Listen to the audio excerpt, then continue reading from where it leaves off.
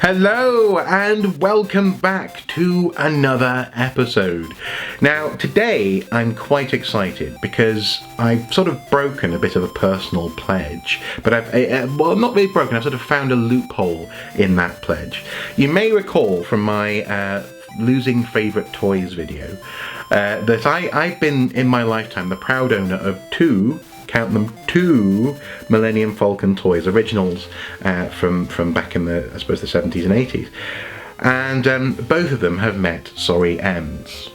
The first one was destroyed through impact from a great height. Essentially it crashed, and the second one melted in the sun.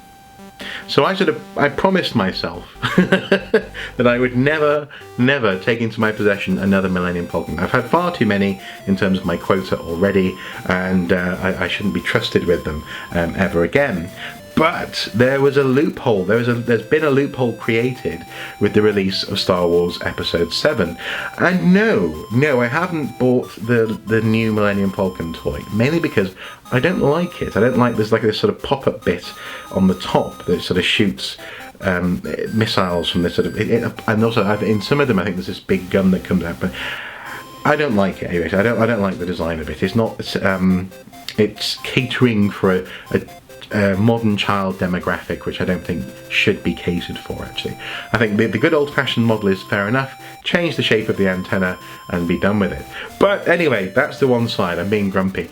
I found a loophole, and the loophole came in the shape of this. It is the Micro Machines version of the Millenium Falcon. It is obviously the new one because it's got the rectangular antenna dish. I have added a little bit of my own touches to it. I've actually painted the engines sort of blue and white-ish on the back, and the whole thing is a playset. It's a combination of Jakku and the interior of Starkiller Base, or perhaps it's one of it's the Star Destroyer at the beginning. Anyway, the point is, I found a loophole. I have a Millenium Falcon. It lives up on the shelf just above my desk.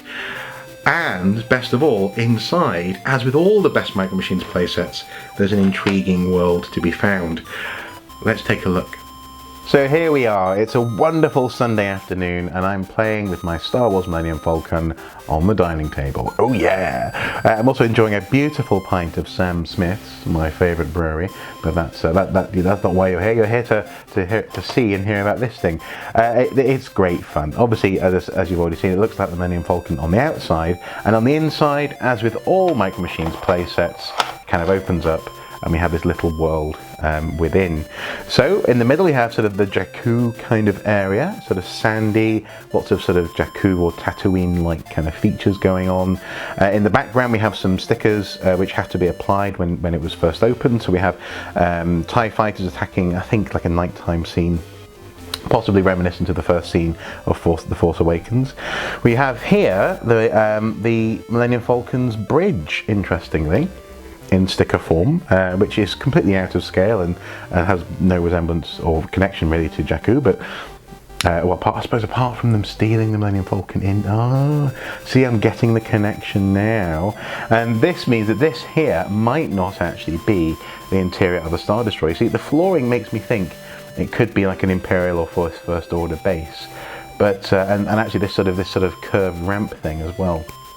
But also, it does have features such as the chessboard from the Millenium Falcon just there, and there's a ramp which Millenium Falcon has. So, I just don't know. Or maybe that's the point. Maybe it's meant to be reminiscent of bits of everything so you can play with it, God forbid. You can actually make up your own story.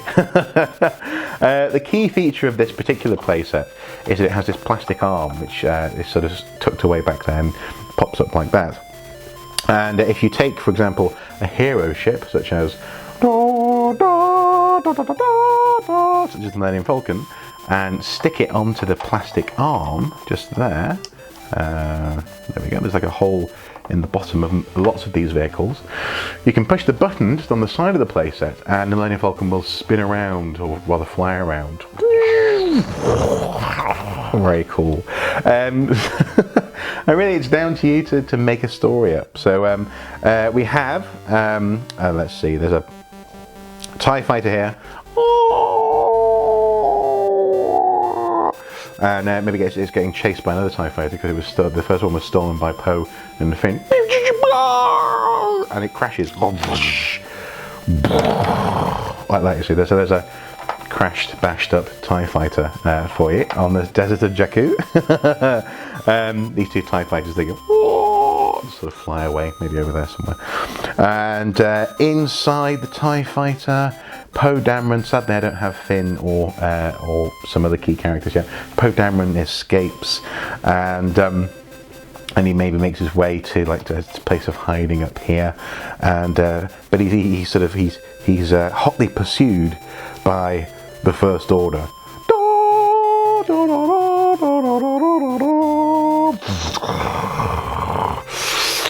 And that guy, I know it's a TIE fighter pilot, but he'll do for Kylo Ren. Says, I want that pilot. I want that droid back now. Back? I want the droid anyway.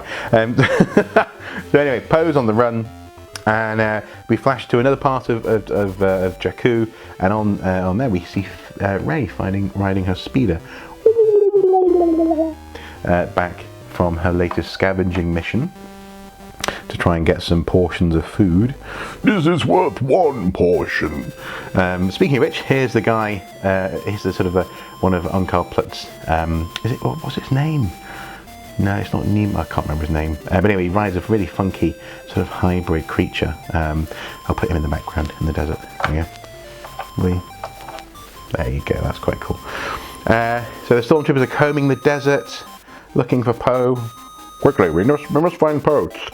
And we also have this guy here. This is actually a snow speeder. It didn't make it into The Force Awakens, but it's in the one of the cut scenes on the Blu-ray, I believe. The UK DVD, by the way, we got screwed. We didn't get any bonus features on the UK DVD. Not happy, but I have seen the scenes which were cut, and this was from a chase that was going to occur on Starkiller Base in the snow. So anyway, we're going to repurpose it. It's going to be in the desert, combing the desert, looking for our hero. Oh, yeah. Going backwards apparently on the ramp. There you go, that'll do. And let's see. The stormtroopers come across an X-wing which Poe had hidden on Jakku for some reason in this story. I'm not quite sure why. They blow it up. And but they eventually, there he is. They find Poe and take him away. Take him away in the transport ship, which they do again in the film. Take him up to what I'm going to call a Star Destroyer. I know it looks increasingly like the inside of the Millenium Falcon. Anyway, up to the Star Destroyer. Poe's over there now, and we have the Millenium Falcon, which sadly I got out the hero version too soon. We have the Sandy version just here. Maybe the Sandy version's kind of upside down for some reason, just there. Maybe take this guy off here for now. And it Rey's like,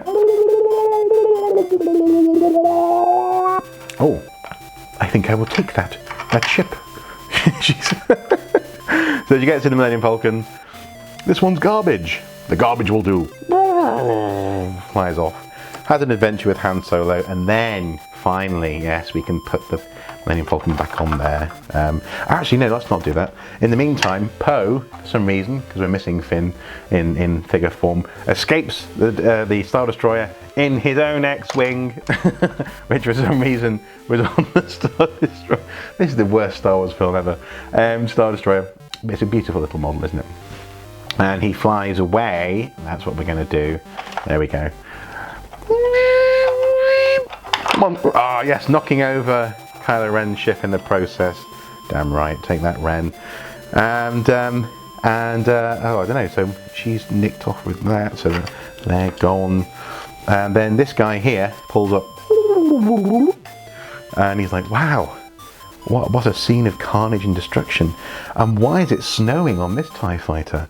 Why is that TIE fighter there covered in snow? What is snow? This is Jakku, he says. Yeah.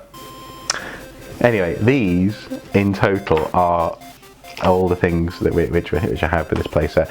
I did buy a couple of sort of the top-up Micro Machines sets to get it going, and in the future I plan on getting, for example, Chewie and Finn, Han Solo, so on and so forth, the Kylo Ren.